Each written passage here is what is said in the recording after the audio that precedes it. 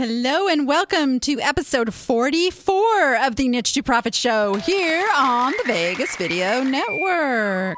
44, I like that. That's like even numbers all in a row. As you know, my little OCD thing, I don't like odd numbers. So I like the even number shows. So I like every other show pretty much. Yes, Scott's laughing over there. No, I like them all. Come on, I like them all. Hey, today we're going to talk to someone who didn't just stay with the same old way of doing things, even though he had a very, very substantial business on eBay. He's changed it up. He's gone with the times. He's used his marketing expertise to his advantage and opened his own auction house. So we're going to be bringing my guest on in just a moment. First, I'm your host, Danni Ackerman, also known as the Danni App, because of my 2 decades. God, I hate saying that. It makes me feel so old. But yes, my 2 decades in the online world and learning to know that customer, not have to pull up that smartphone app, just be the app. That's what I teach you to do. Be your own app. Don't count on that. Hey, it's nice. You can use the technology, but really developing that instinct, that gut that just tells you what's going to sell, how much it's going to sell for, so you can get more stuff listed and make more money. So that's what I do. And on the Niche to Profit Show, you're going to see steps you can take to improve your listings right here, real time. We're going to help you with that. And we're going to show some hot sales of the week. Those are the sellers who got it right, figured it out, made those big profits. We're going to show you some of those. And this week, we'll play another round of Pick It or Pass It. That is where I show you something in its natural habitat, the thrift store. And you get to decide first, what is it? And did I pick it or did I pass it? And the reason we do that game, you guys, is for you to learn about something new. And even the stuff I passed, there you can learn whether that is something that you should leave on the shelf as well. Do you realize that the money you don't spend makes you money too? Aha. So play along. It's we got some groovy prizes and all that good stuff.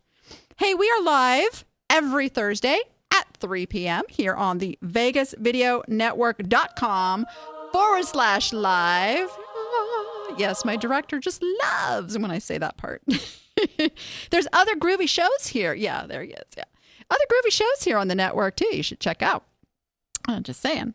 We have a live chat. You can join us in the live chat for your chance to be part of the show. Ask questions as we go along. So, I don't want to leave you with like, oh, I wish she would have asked him that. No, come on over. Ask it live right here. I'm reading.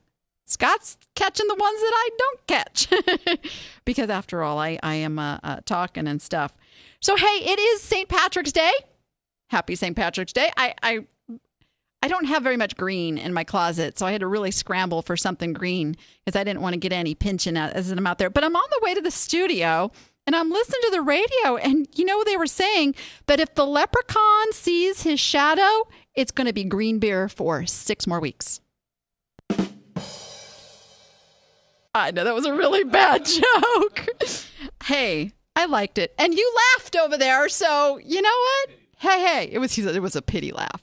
All right, so I keep getting asked if there is going to be a More Fun, Bigger Profits conference this year, and I am happy to tell you the answer is yes. The answer is yes.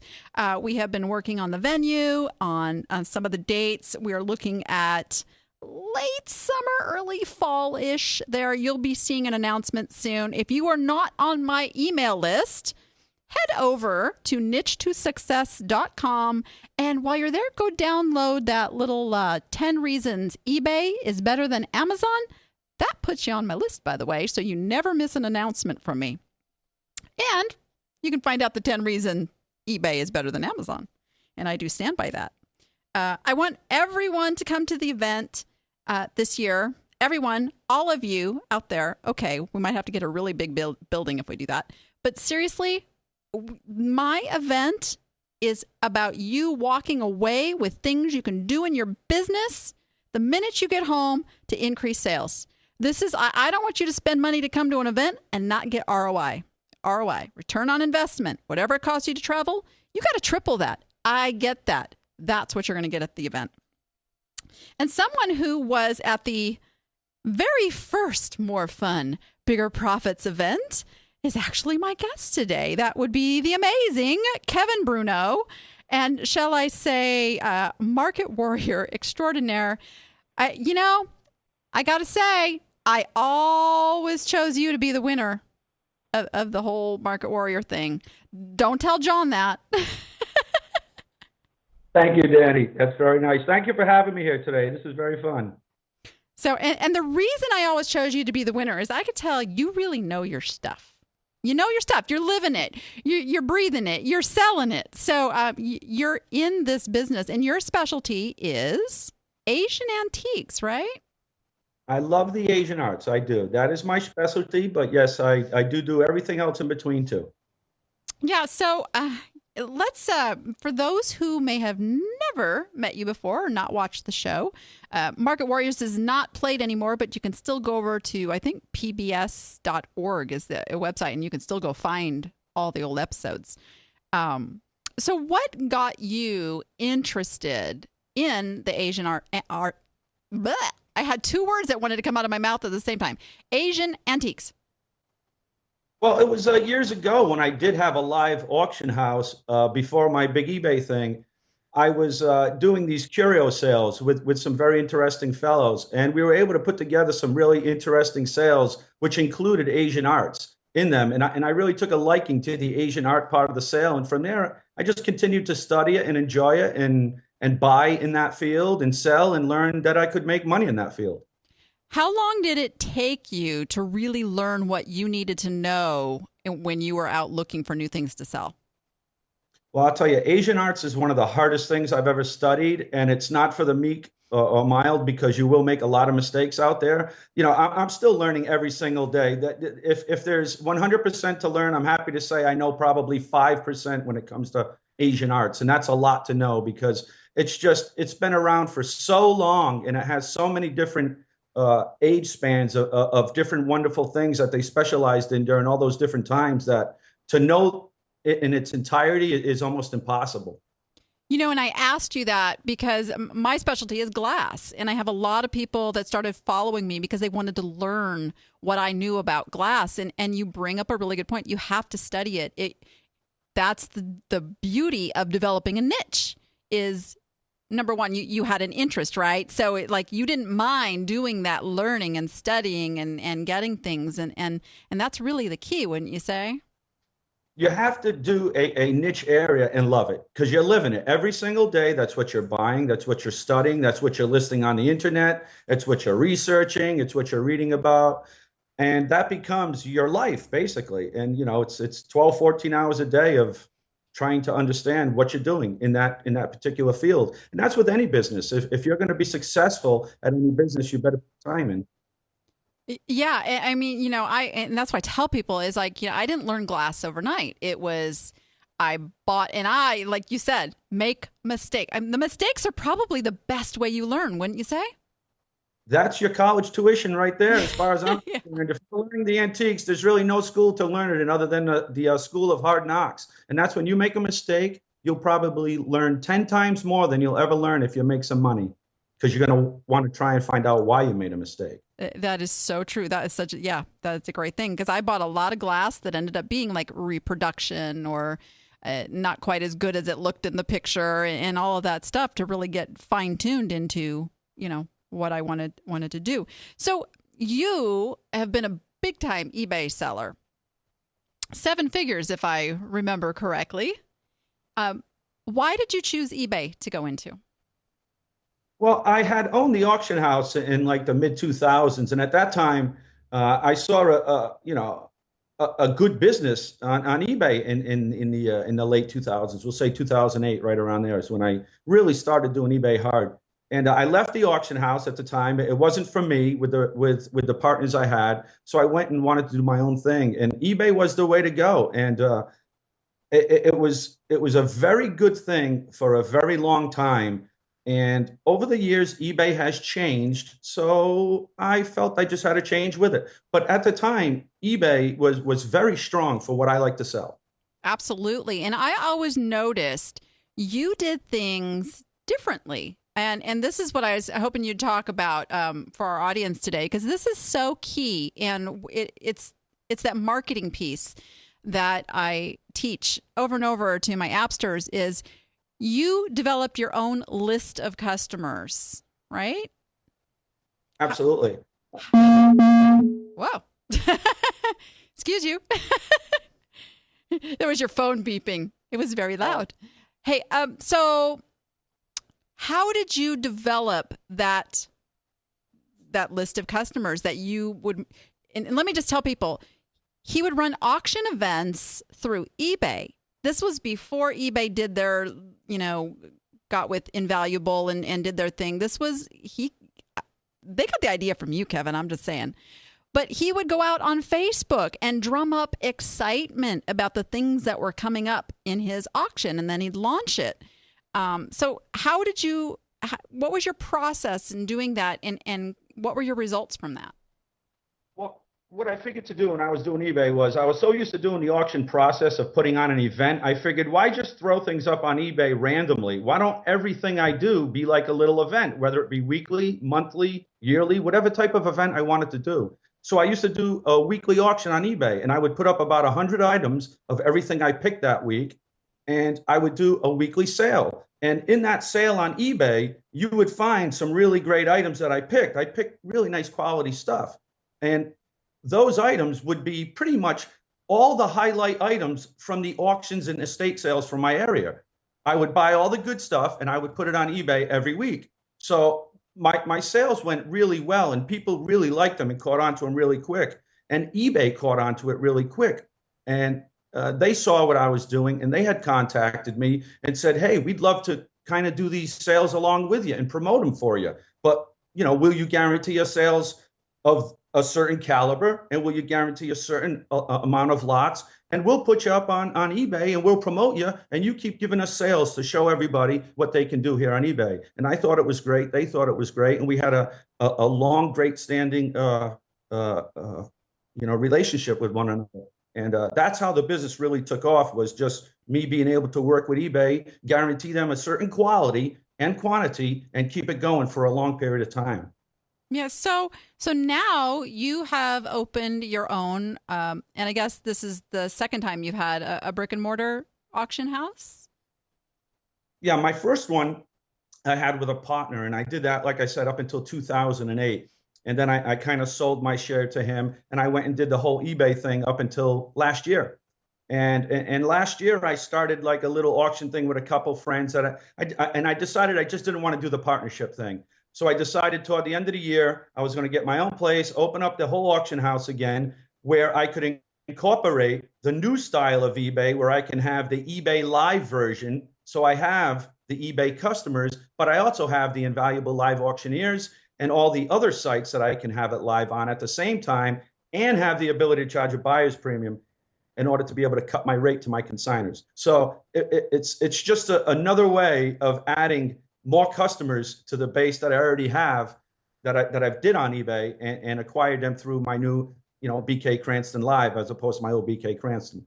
Yeah, and I think that is so smart, and such a good tip for the audience too, is that if you've been in business a long time, I know some of you have been doing this since the 90s. It's sometimes time to look at being more creative, doing something different, changing it up, because you haven't stopped selling the same stuff that you're selling. You've just found a new way to market it. Yeah, I've just added probably, I don't know, twice as many buyers to my buyer base than I had before. And I'm not going to say it's easy for me to get the things, but if I want to put a sale together, I can muster up the energy to put a nice sale together. So with me being able to do that, I just want to put it out there in front of a lot of people. As there's no hidden facts here that the type of people that used to buy on eBay 10 years ago just are not the same quality of buyers for antiques that they used to be. It's just not. They've moved on. Yeah. And I kind of tried to follow that trend and go to where I thought a lot of these people kind of morphed to.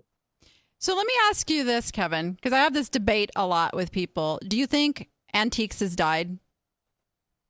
I don't think antiques has died. I think certain aspects of antiques have died just because the collector has changed. I don't think the whole collector craze has stopped or fallen off. I just believe there's been a major correction in some areas for things that aren't so important or aren't so scarce as one thought. Now that we have this thing called the internet, and people can now connect together and actually see what somebody has in their store in California in 2 seconds where they couldn't 20 years ago. So obviously, prices have come down just because the availability of everything is much higher than it was then. And overall, the collector base, yes, has changed. Is it dying? No, I don't think the collector will ever die. Will things die off and new things pick up? Yes, that's what I believe will happen. Yeah, exactly. It's the type of product, and we have to look at, the baby boomers used to be the big buyers. Now they're selling their stuff, and so there's mass amounts of it on the market, but the younger generations, they're not really looking for that, and they're looking for things that they can, decorate their home with or look cool, or toys.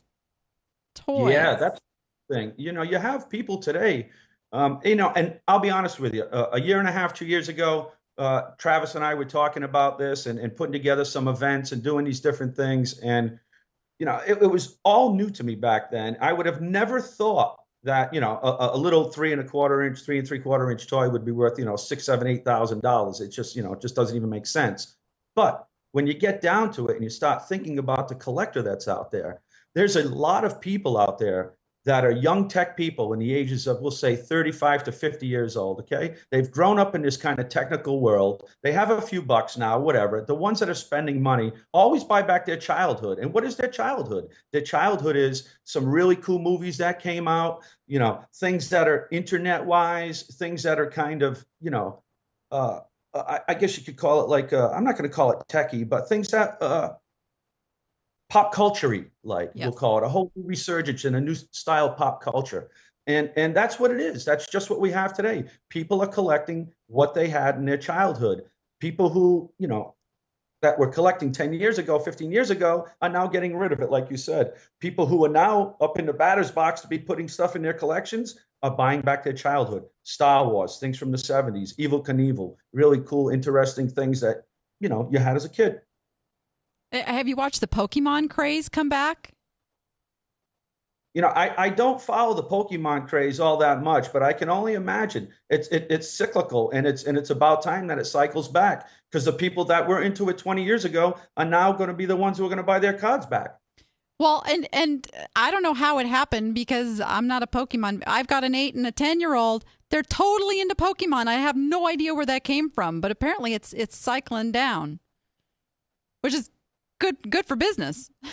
It always happens. Yeah, it always happens, and it always has. What you have to do is learn to go with the times and learn that, I know a lot of guys out there who are suffering trying to sell oak furniture. Yeah, that was great 10, 15 years ago. But when I was telling them, hey, why don't you think about buying some art or buying something a little different, something a little more, standalone that'll stand the test of time. And, a lot of these old timers just went with selling old Victorian furniture. Well, where that got a lot of those old dealers today. They're out of business because they didn't change with the times. And you have to do that in this business. It's very, designer, motivated business. Designers kind of fuel the market. So if they're putting in people's houses and the TV's telling you should have it in your house, then you should be paying attention and trying to go for those items that are marketable today. Brilliant. Yep. Love it. Thank you. Thank you. So you actually have a specialty toy auction. How often do you do that? This is the first one, but we have another one in November planned. Okay. With 2 a year, we're going to do like a biannual sale, and it runs in conjunction with a schedule through Comic-Con. So we're going to be doing them in the spring like we're doing now, and we'll do another one in November. So you were telling me before the show started a couple of the items that are in the sale. Do you mind sharing, some of those cool items and what you expect them to go for? Yeah, well, I mean, some of the really cool things we have is a original 12-back set of Star Wars figures. It's the original 12 that came out. There's some excellent graded figures too. One of the highest graded sets there's known according to the AFA. And a set like that's going to bring about 40 grand. The original 12. We're selling them separate. Collectively, they should bring about 40 grand. So you can figure, average of $3,000-4,000 a figure just in the original 12. And on down the line, we have some really interesting robots from Japan. They have all these crazy Japanese names. We have a wonderful, rare, only 4 known Japanese robot, and that should sell between $10,000 and $15,000. There's a whole selection of transformers, which 15 years ago, if you mentioned transformers, nobody would have thought they would have been worth hundreds and even thousands of dollars. And today we have graded figures of Optimus Prime that'll sell for $3,000 and $4,000. So it's some real interesting stuff, and you can check out the whole catalog right online and go see everything in the sale, even if you just want to go browse right on our website. It's real interesting. It's a really neat education. What is your website? BruneauandCo.com. That's Bruneau. Awesome. Oh, and we're showing it on the screen, Scott says over there. So yay. So yeah, go check that out. I fully intend to check that out. And I just was thinking to myself, you're shaming me because I have a bucket of old Transformers that I haven't even looked at because it's not my niche, but it's just been sitting in storage. Now I'm going, maybe I want to get those out. A lot of the examples, and when it comes to toys, are going to be, because they're from, a lot of the toys that are becoming popular right now are from the 70s, 80s, and 90s. Mm-hmm. And these toys, in order to make them valuable, have to have their original boxes and a lot of all the original accessories that went with them. And to have them in the original bags, still stapled, and all this stuff makes all the difference in the world from a Transformer being worth, we'll say an Optimus Prime in a beautiful box that's AFA graded an 85 will sell for $3,500. That same Optimus Prime that's played with, that has an open box, even though all the pieces are still there, is only worth about $300 or $400. So you can see the big difference between a toy that's played with, even that has its own box, and these toys that we find that have never even been opened. Wow, that's amazing. So where do you find a lot of your stuff? Do people bring it to you, or are you out hunting for it? I'll tell you, I've been all around the country with Travis. We've been to Florida. We've been out west. We've been to the Midwest. We've seen collections all over. He had a large stint on TV too. He was on. Travis is from the Toy Hunter, and he knows a lot of people out there in this business. So we were able to make a lot of contacts throughout the United States for a lot of different parts of the collections we bought. Awesome.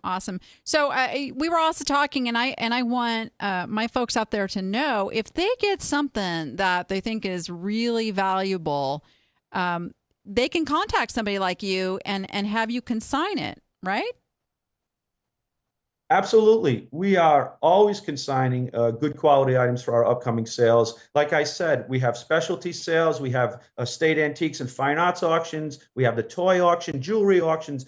Everything you can think of, we can put together. We put a nice sale together for. So if you have anything, or anybody has anything that they're interested in, I'm happy to give free verbal evaluations, even through text message or over the phone, through Skype, any of that. So we're always looking at stuff all the time from people from all over. That's awesome. And I think the point is that you are not one of what I would call kind of the wholesale auction houses, where stuff is just kind of being liquidated. You are actually a collector's auction house, going for that end user, that end collector that's going to pay the premium price. Well, I spend a lot of my time traveling around looking for really good items, and I'm not afraid to pay for the items that I buy. So when they are in my auction, I am looking for an end user or somebody who is going to respect the items that are out there, because they are nice quality items. We work really hard, and it's not just me. I do this with a few people that work for me, and without them, believe me, I couldn't do any of this. So it's a team effort between a few really good people.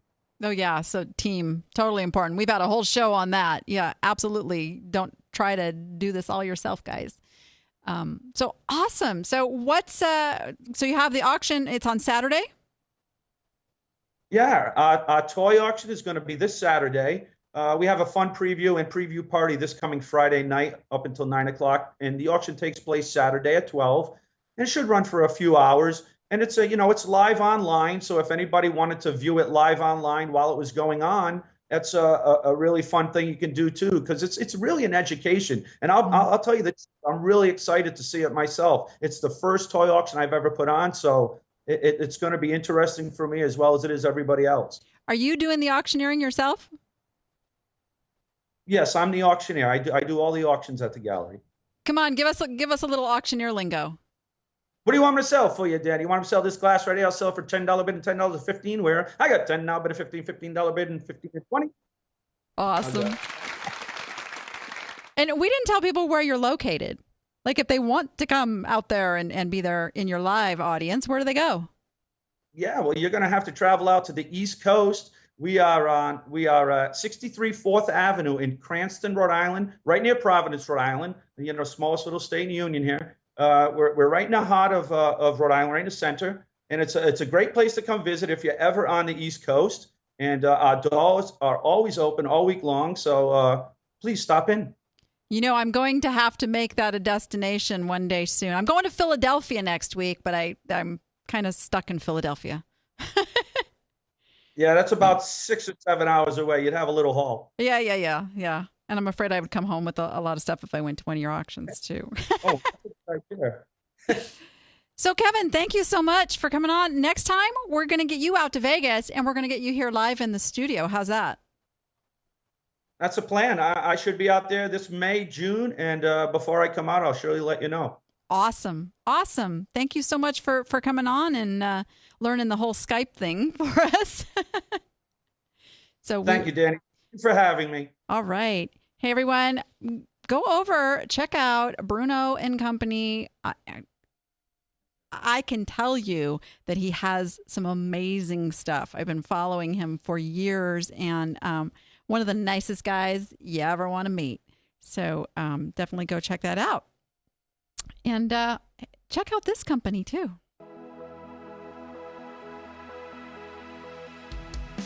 At Neon Brand, we take care of all your online marketing. We build websites, perform search engine optimization, run social media campaigns, and produce high-quality photos and videos. We look at it like we're a one-stop shop for all your online marketing needs. We pride ourselves on quality work. Every website we build gets the utmost attention to detail and uses the latest in code and technology in order to ensure that your site stays relevant for the long term. Social media takes constant monitoring and engagement, and we have just the team to handle it for you. A killer video or photo shoot will take your product or service to a whole nother level. Don't believe me? 3 words: Dollar Shave Club. Google it. If you're looking to get more customers through the internet, give us a call. We'll set up a free consultation and review your business needs, and then decide on a plan that will help you accomplish your online marketing goals. I'm Kenny, this is Neon Brand, and we're here to help you succeed online.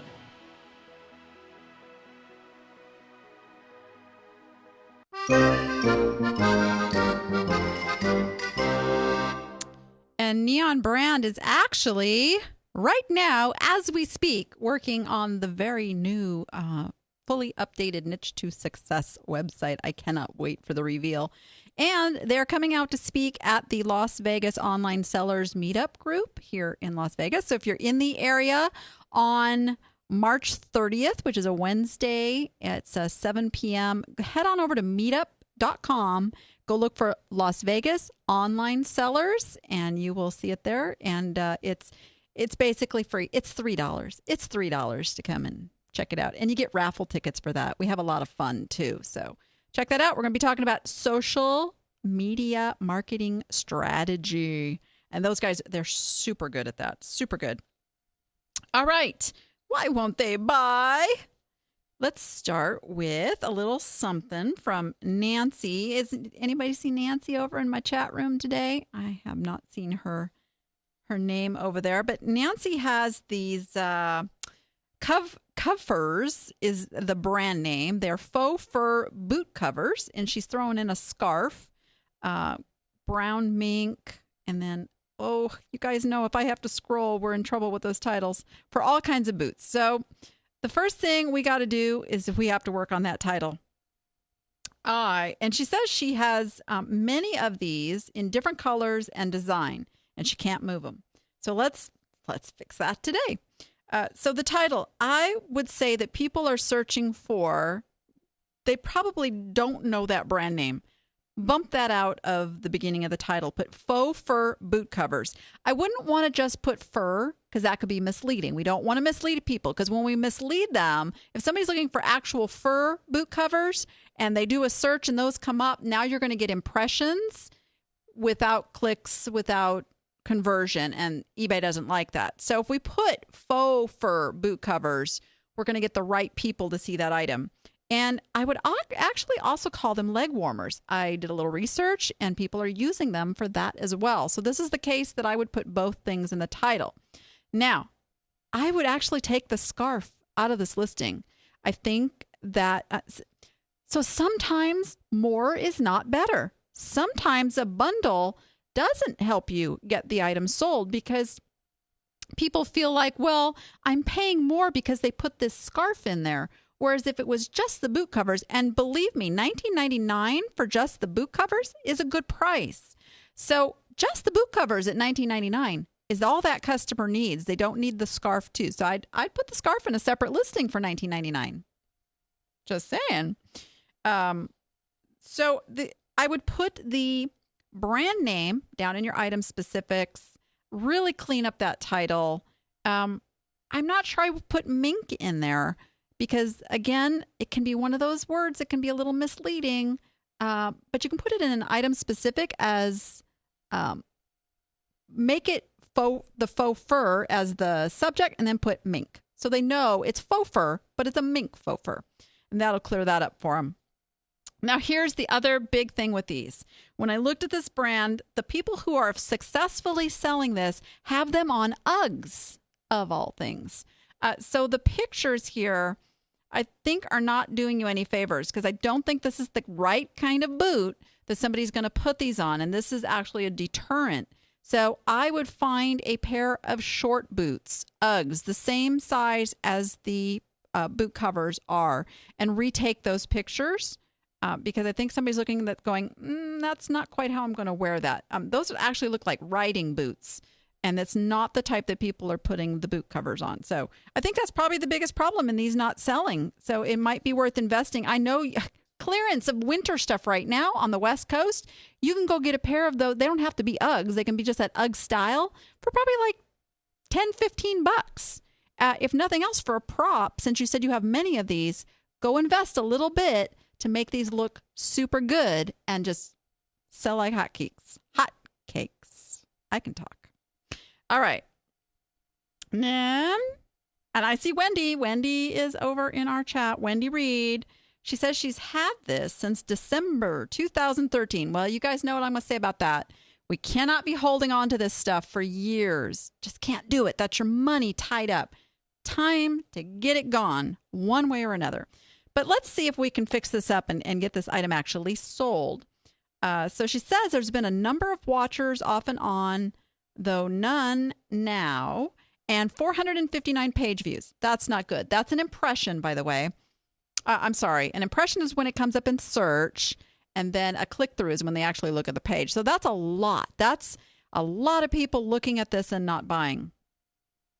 And I'm looking and going, this is a really cool piece. And I know, Wendy, you called this a wolf or a dog, but my first instinct was almost like a dragon. It's kind of a mythical creature kind of a thing. And I know it's from Spain, but it also has kind of that Chinese look to it too. So I would juice up that title a little bit. I would start with the word Spanish. Spanish pottery vase, wolf dragon. Put Spain down in the item specifics, country of manufacture, so it still shows up if they search that way. But Spanish pottery vase. Ooh, that just sounds so much more sizzly, right? And I would put wolf dragon just because it's a weird creature. And this is one of those cases where I would put both words just to get people to look and fall in love with it. And I would put that in the title. So the title, I would say, Spanish pottery vase, wolf dragon. Pictures are great. Wendy has no problem with pictures. Her pictures are beautiful. The category, and we've started talking about this more, categories becoming increasingly important because eBay is, without the shopper knowing it, zeroing in on a certain category that they think the item should be in. And don't get me started on that whole thing. I get what they're trying to do. They're trying to help the customer make a decision. It's just not a fine-tuned machine yet. So this is in collectibles, decorative collectibles, vases. That's pretty generic. I would bump it into pottery, European art pottery. And I don't think there's one for Spain. I think you have to go with other European art pottery. But doesn't that even sound more valuable? Just sounds sexier, for the collector. Your price is good, $49.95. So if they find it, great. Don't hold on to this for too much longer. Either end it, sell similar, and then watch it for a couple of months at the most, and then send it to auction. $9.99 it, get it sold, okay? And you guys know, auctions, you charge shipping, so you don't lose money there. So that's what I would do with that piece. So I hope that helps. And I hope that they turn into our next segment.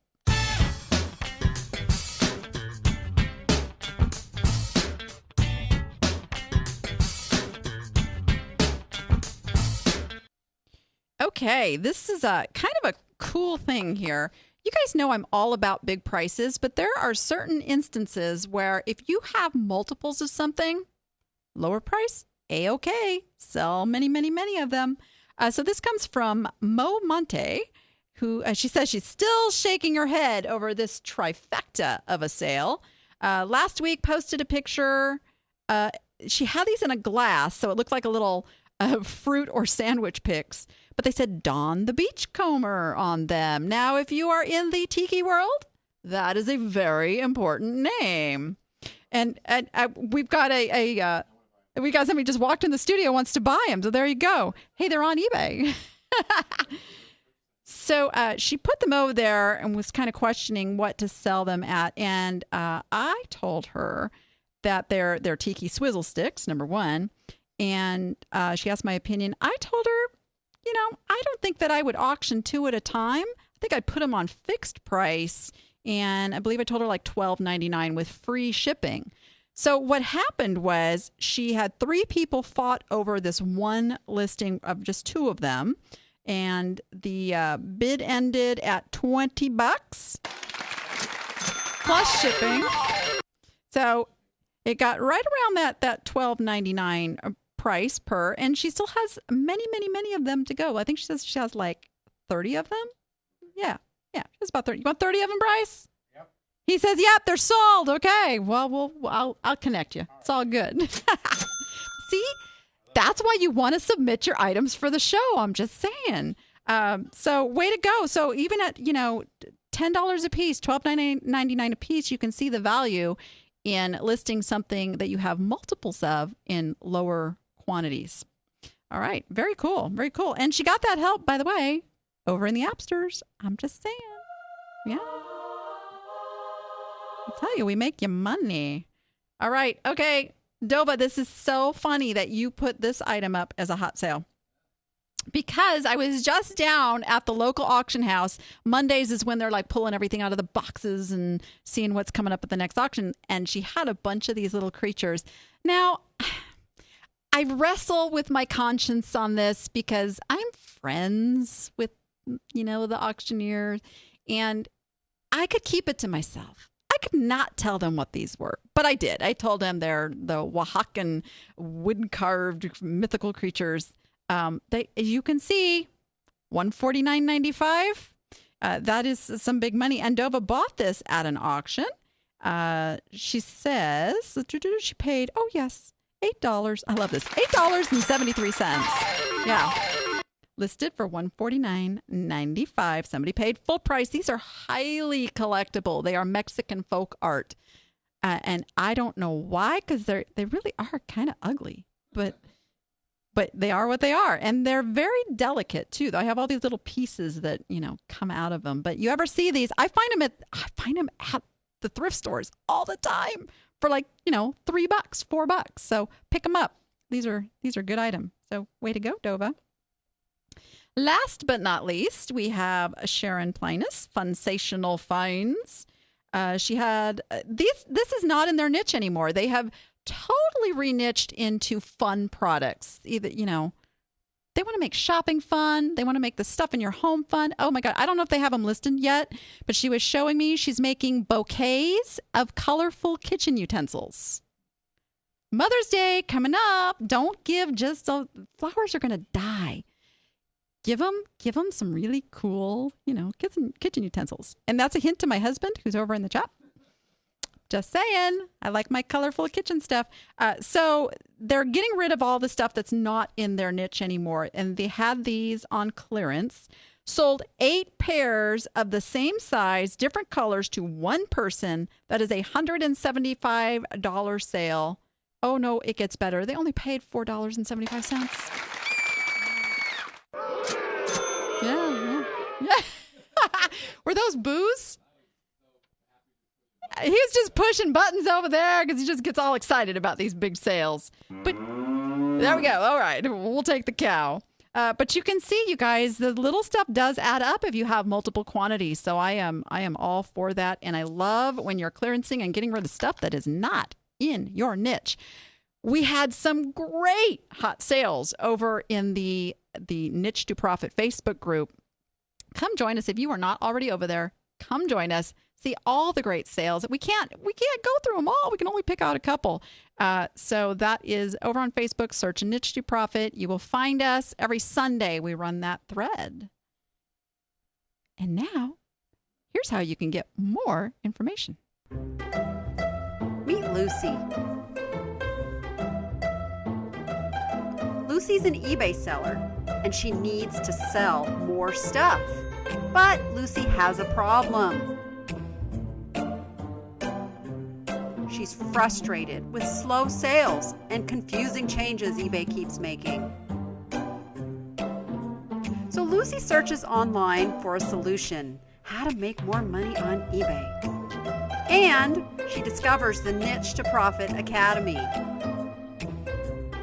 Real-time help for struggling eBay sellers. Step-by-step, easy-to-follow solutions. Help when you need it so you can focus on selling more stuff. Problem solved. Now Lucy can list with confidence and make more money. Simply come join at niche2profitacademy.com and start increasing your sales and feeling less confused. niche2profitacademy.com. Use the code SHOW30 for a free 30-day trial.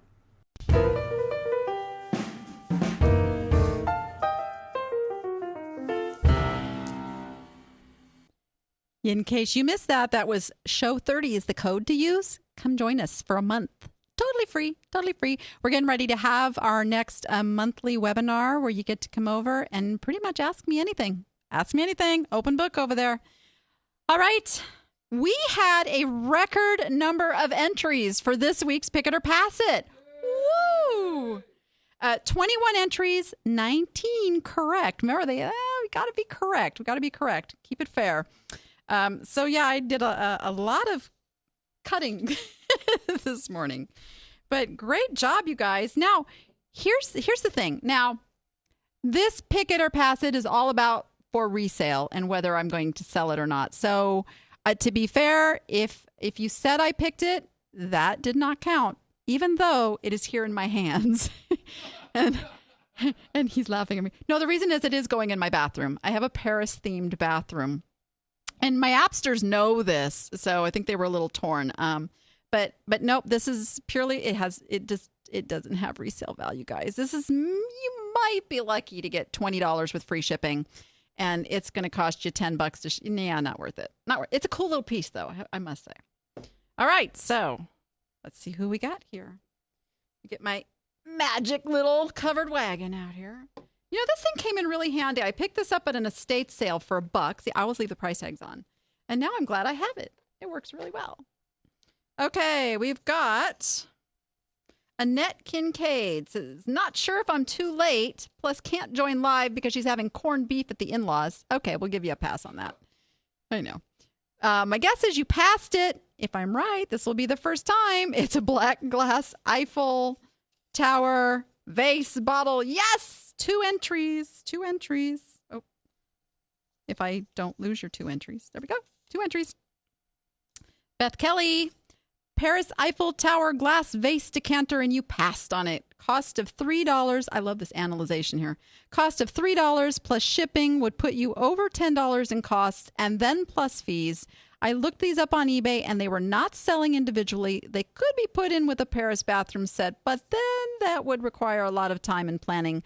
You are so right. I love how you're thinking about this. That is so true. There's got to be money in it. Remember, it takes just as much time to list a $10 item as a $110 item. So concentrate on those bigger items, guys. Suzanne Phillip, this week's item is a black Eiffel Tower-shaped glass bottle vase. Cork may be missing. Yeah. I do not think Danni picked it. I think she passed, and you are correctamundo. 2 entries there. Donna Weeway. Donna, good to see you. She said it's a decanter, possibly a bud vase, in the form of the Eiffel Tower. Unless it's old. I think you passed it. I did pass it. Donna's up in Canada, and she sells some of the coolest stuff. Oh, Tin Lizzie treasures. Then we've got Carla Ciccio. Eiffel Tower vase. Danni picked it because if it did not sell, she could put it in her Paris-themed bathroom. I know, and I almost gave you 2 entries, but that wouldn't be fair. It wouldn't be fair. But yeah, you're right. It's going in my bathroom. Sharon Plinus, it's an Eiffel Tower vase, and you picked it. No. Passed for resale. Passed for resale. Wendy Reed, Eiffel Tower glass vase, pass. While interesting, and Paris being in the news, not high enough ASP. ASP is average selling price. She knows I'm going for a $50 average selling price in my store. So good job, Wendy. You got 2 entries. Corinna Plow. It is an Eiffel Tower glass vase. I say Danni passed it, and you would be correct. I told you, got a lot of entries this week. Carol Hearn. This is an Eiffel Tower vase. Looks black. It is. I couldn't find the same one, but it looks like similar ones sell for under $10. So you probably passed it. I did. Carol gets 2 entries there. Deanna Campbell. Glass Eiffel Tower vase. Danni passed. My hands are drying out. All this paper is just like feeling all the same. Deanna gets 2 entries there. Keith Bowman. Love when you guys enter. It's a glass Eiffel Tower flower vase. My guess is that you picked it. Nope. But here's the cool thing about this. You get 2 chances to get into the bucket, and it only takes 1 to win. We got Mo Monte. Also, Marina is your real name. Yay, now I know. That's a glass Eiffel Tower bottle. I think Danni passed. So, Marina. Is it Marina? Marina? I'm probably saying that totally wrong. You can correct me. Linda Castillo. I'm guessing that this is a glass Eiffel Tower bottle. I think it was a pass. You are correct. You guys are smart this week. Look at that. Marie Rivers. I think the item is a black vase and or candle holder of the Eiffel Tower. It looks very Avon to me, so it may originally have been filled with cologne. I will say you passed it. Yeah, it does kind of have that Avon look to it, doesn't it? And we all know, most Avon, you guys want to leave that stuff on the shelf. There's a few things that are still good, but not many. Katerina, Eiffel Tower statue, smoky glass vase, figural bottle, Paris, France. Don't let me catch you right in the title that way if you sell one of these. But yes, you're right. I passed it. But you got all the words in there. You made sure that you were in there. Marissa Varney. I think Danni picked up the Eiffel Tower vase. Nope. But you said it was an Eiffel Tower vase. Matt Pinkish. Was this week a clue game?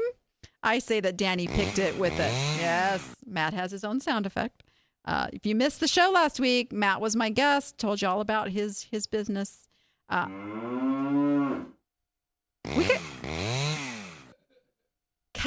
and chainsaws. Cows playing with chains. I don't know. I think my director is bored over there. We'll get to it. He's got a hardcore farm. Okay. I say that Danni picked it with the heavy Eiffel Tower candlestick holder. Nope. I didn't. But I'll put you in there. And then I've got Adrian.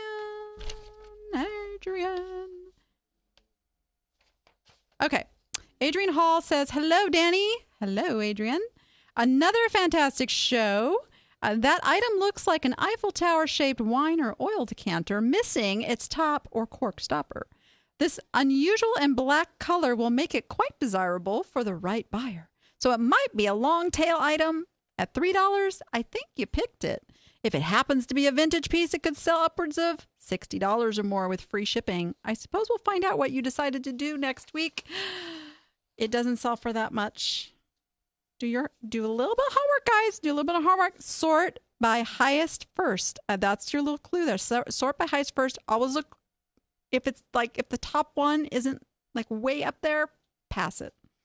And then we have Janie Wireman. And Janie, looks like you first time you used. Yes, you did. Just watched your show for the first time.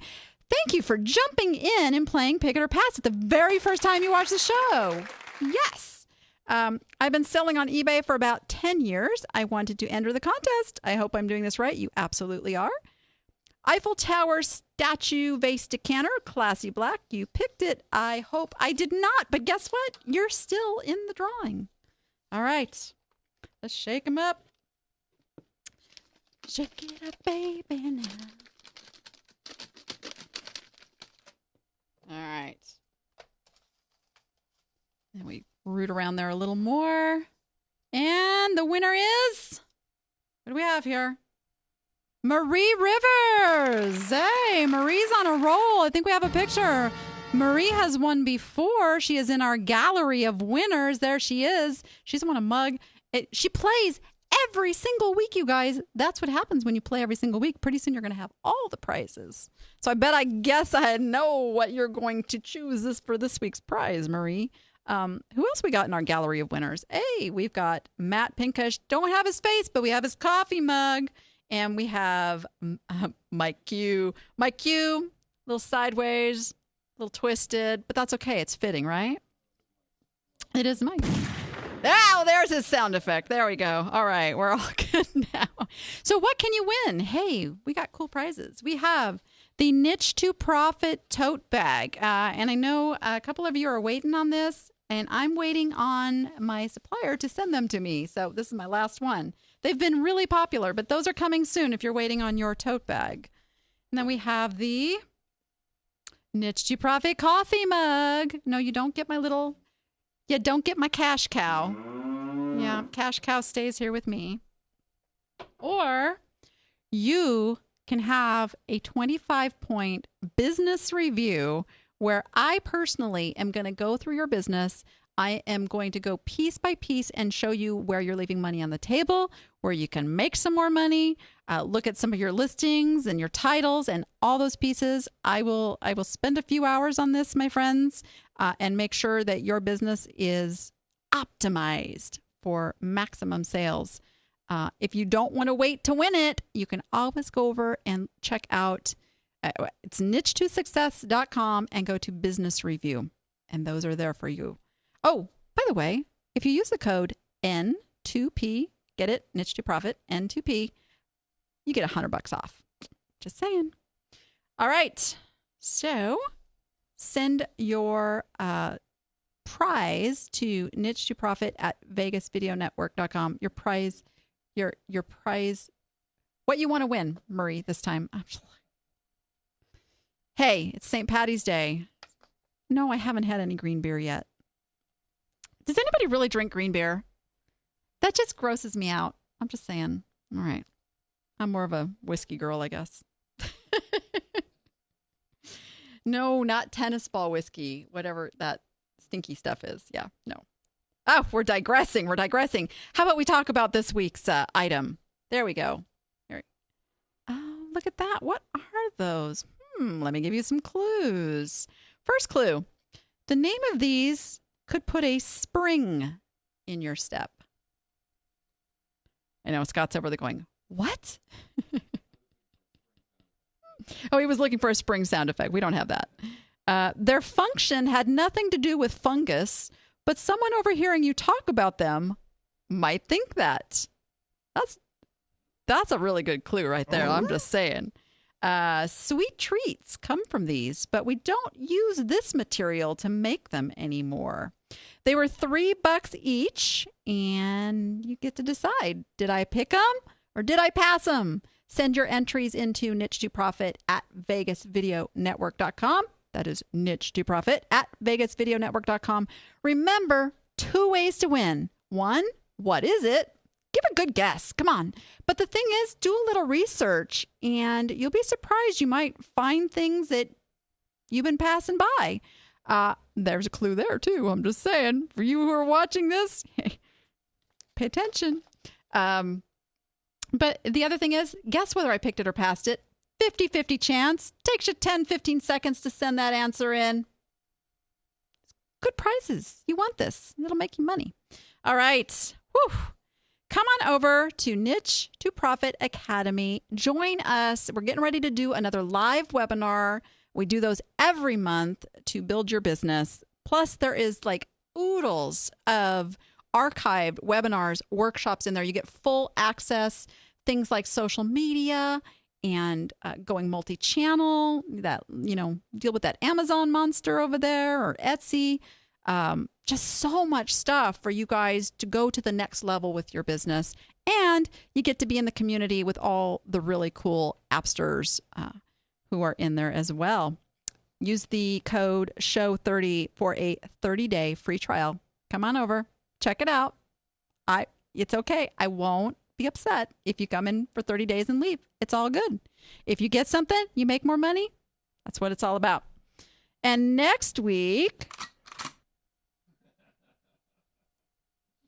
Am I over time? Like, I got the shotgun going now. I got the loading of the shotgun. Oh, okay. No, we don't chase you down if you leave. We just don't chase you down. It's all good. Hey, they don't want to make money. That's up to them. All right. Next week, I will be in Philadelphia. If you are in Philadelphia, come on down to so there's 2 schools. Is it SCOE or is it SCO? I call it SCO. SCO.biz. I will be speaking at the SCO conference in Philadelphia. That is next Thursday, Friday, and Saturday. I will be talking about how to really utilize eBay to build your business in a way you may not have thought about. Probably should do a whole show on that too. Good thought, huh? So come see me there. I will not be here live next week, but you can come watch the replay of the founder of Death Wish Coffee, Mike Brown, and my interview with him. So still be here at 3 p.m. next Thursday. Check out the show. And with that, go be profitable and make it fun.